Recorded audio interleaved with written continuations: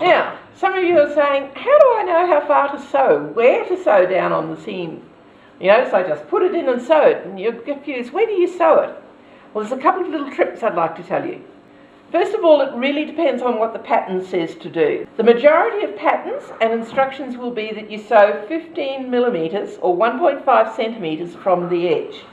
How do you know how far that is? A tape measure, of course. On this one here, I've actually pinned it, and pinned it at 1.5 centimetres. You can then sew, if you like, with that pin in place, and then pull the pins out as you go. You can either put the pins this direction, make sure you've got the heads closest to you so that you're pulling them out this way, or some people prefer to pin with it at a right angle like this. Then you can actually stitch right up to the pin and pull it out as you go. So you come up to the pin, pull it out, back in the pin cushion. So you're actually stitching from pin to pin, and that tells you how far in to go. And you might still be uncertain with that it feels a bit uncertain for you. Well, there's an extra component you can do if you want. Put your two pieces of fabric together, get out your chalk. Measure from the edge 1.5 and make little marks with your chalk.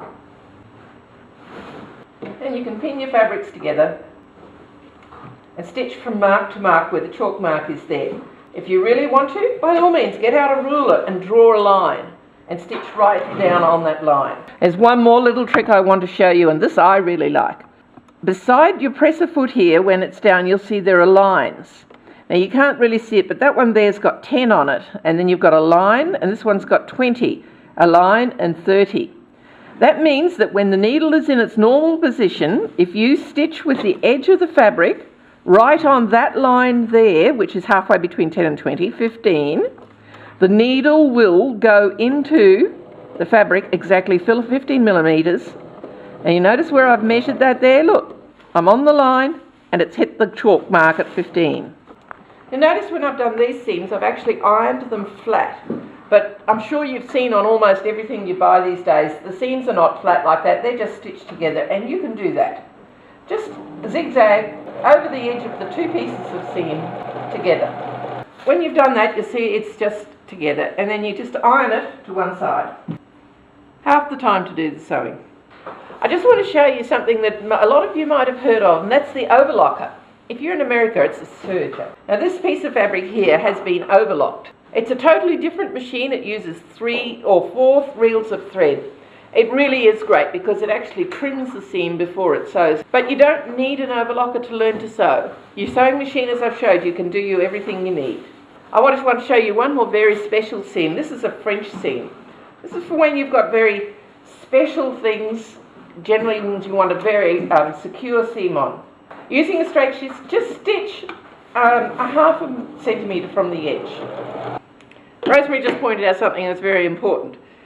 With each of these seams, and you can't tell on this fabric, you always stitch with the right sides together, so you've got this side showing. This particular seam, we're actually going to do a second seam on it. You need to, the first time you stitch, you make sure your right sides are showing, that you're stitching with the wrong sides together. Once you've done that small seam, just press it down flat with your fingernails, fold it over, and you're going to pin about 7 millimetres from the edge. Then you stitch, remember to go backwards, about 7 millimetres from the edge, a little bit wider than that first seam. Right, there it is there now. Now this would be the wrong side. When you open it up to the right side, there it is. It's a whole seam, but you can't see any raw edges whatsoever. They're actually encased in that seam there. That's called a French seam. You'd like to use this on really fine fabrics, particularly sheer see-through fabrics. Then you don't see any edges of it. Use it if you're doing any heirloom sewing, like little delicate baby dresses and things like that. Or you might use it when you say doing a bag and you don't want any seams showing on the inside. And that's a really good one. Again, you don't need a zigzag for that. It's a good secure seam. It's probably one of the strongest seams you can do.